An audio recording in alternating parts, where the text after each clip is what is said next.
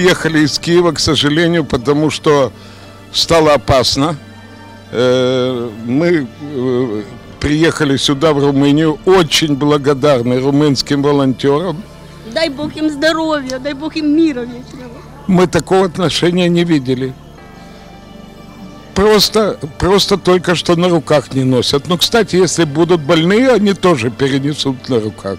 Большое им спасибо. Все равно Украина победит.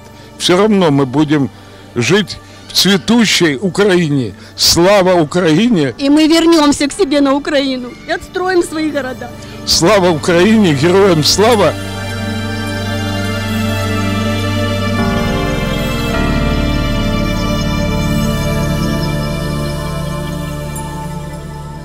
În Harkov a fost și acum este foarte strașnic, acolo prietenii mei au rămas.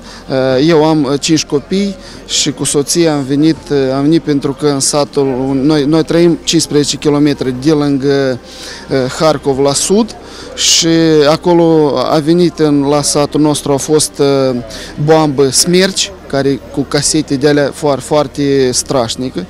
Și a căzut lângă casa noastră și atunci noi am socotit să venim aici.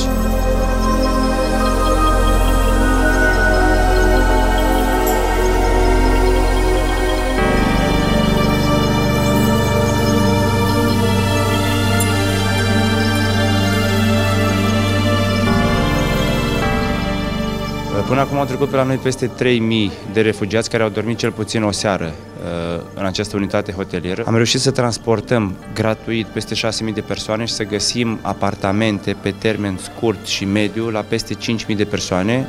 Vrem să mergem până la capăt cum am început, solidar cu ei și oferim servicii gratuite.